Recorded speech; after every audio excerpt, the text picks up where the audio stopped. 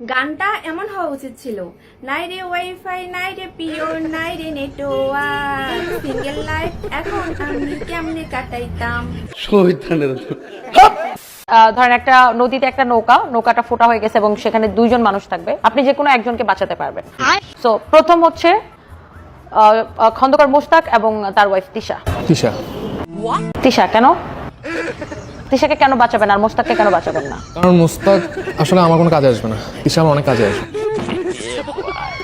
কিরকম কাজে আসবে? অনেক কাজে আসবে। না আপনি তো নারী বিদ্বেষী, মানে কিরকম কাজে আসবে আর কি? চলো ভাই। না আমি দিনে নারী বিদ্বেষী, রাতে না। তো সেকেন্ড হচ্ছে ডক্টর সাবরিনা এবং হচ্ছে শান্তি রহমান, তাদের দুজন থেকে আপনি কাকে বাঁচাবেন? ডক্টর সাবরিনা। কেন? বেটার দেন টিকটকার। শান্তি রহমান টিকটকার দেখে আপনি তাকে বাঁচাবেন না, কিন্তু সে তো ভালো নাচে। তাই আমরা তো নাচ দেখতাম আগে, অন্যভাবে দেখতাম, তো ওই নাচ আসলে আমার কোনো কাজে আসবে না। হ্যাঁ, তো ডক্টর সাবরিনা আপনার কি ঠিক কি কাজে আসবে? সে আমার মানে আমি অসুস্থ হলে সে আমার টেক কেয়ার করতে হবে। হ্যালো গাইস, কেমন আছেন সবাই? আশা করি সবাই ভালো আছেন। আজকের এই ভিডিওতে দেখাবো অস্থির বাঙালিদের কিছু অস্থির সব কর্মকাণ্ড, যা দেখে আস্তে আস্তে আপনার পেট ব্যথা হয়ে যাবে, গ্যারান্টি দিচ্ছি।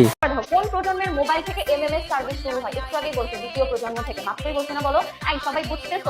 সবাই একটু বলো তো এমসিকিউ গুলোতে কারো কোনো কনফিউশন আছে কিনা, সবাই পারছো কিনা বা বুঝতে পারছো কিনা একটু আমাকে বলো। চলো ভাই। আর শেয়ার যেতে করবা না, তোমাদের তো খবর আছে, শেয়ার করতে হবে কিন্তু, ঠিক আছে? ইয়েস। চিত্র 2 কোন ধরনের টপোলজি? এই যে চিত্র 2 এটা কোন ধরনের টপোলজি? এইটাতে বলতে পারবা না, তাকে আমি পার্সোনালি বাকি গিয়ে মাইনাস করতে আসি। हाय हाय इतना सुकून। ওকে বাসায় গিয়ে আজকে পিটাবো, এটা দিয়ে আজকে পারবা না। এতক্ষণ ওইটাই আমরা দেখাইছি। এটা হচ্ছে আমাদের 70 নাম্বার কোয়েশ্চেন। সবাই একটু আমাকে বলো তো 70 নাম্বার কোয়েশ্চেন কি হবে? ओह यार সো গাইস, আজকের এই ভিডিওটি অনেক ইন্টারেস্টিং হতে যাচ্ছে, তাই সম্পূর্ণ ভিডিওটা না টেনে দেখার জন্য অনুরোধ রইল।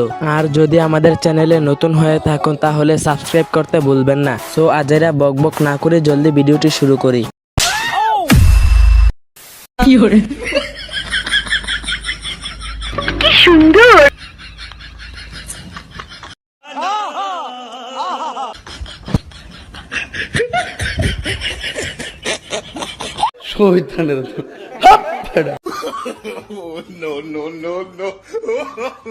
कौन है ये लोग?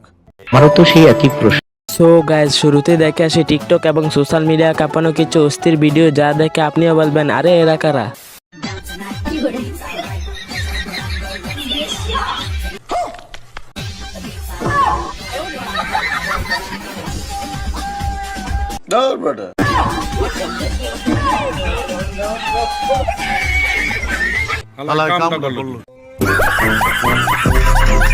ভাগ্য ভালো দেশটা 1971 সালে স্বাধীন হয়ে গিয়েছিল, আর না হলে বাঙালিদের এরকম কর্মকাণ্ড দেখে পাকিস্তান সরকার নিজেরাই যুদ্ধ ঘোষণা করত। ও হেই গাইস, দেখেছো অবশেষে আমাদের বাড়ির পাশে টিয়া পাখি চলে এসেছে। ও ভগবান, আমি কি খুশি। টিয়া পাখি ডাকো, বলো ময়না, বলো দোকানে যাই না, বলো প্লিজ, একটু বলতে বললো প্লিজ। ভাই আমার মনে হয় এর চোখ কপাল থেকে হাঁটুতে নেমে গেছে, তাই ও টিয়া পাখি চিনতে পারছে না। ইয়েস।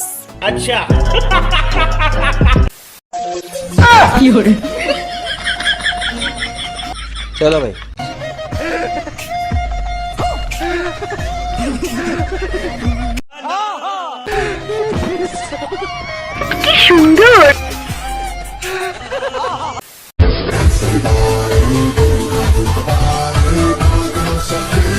हाय हाय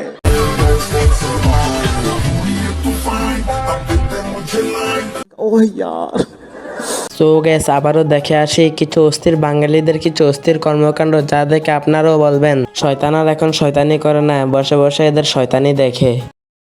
তুমি যার লাগিয়া এমবি ভরো তার তো বাটন ফোন, তুমি যার লাগিয়া এমবি ভরো তার তো বাটন ফোন, কেমন করে বুঝবে রে সে, কেমন করে বুঝবে রে সে কি ডিজিটাল তোর মন, তুমি যার লাগিয়া এমবি ভরো তার তো বাটন ফোন। আপনি একবার প্রাণ দিয়ে মন দিয়ে চিন্তা করে দেখুন, আপনি যদি বাংলাদেশে না জন্মাতেন তাহলে যে কত বিনোদন থেকে বঞ্চিত হতেন আপনিই বলুন। সাগর ভাই বিয়ে করে না কেন? কারণ ওর নাই। কি নাই?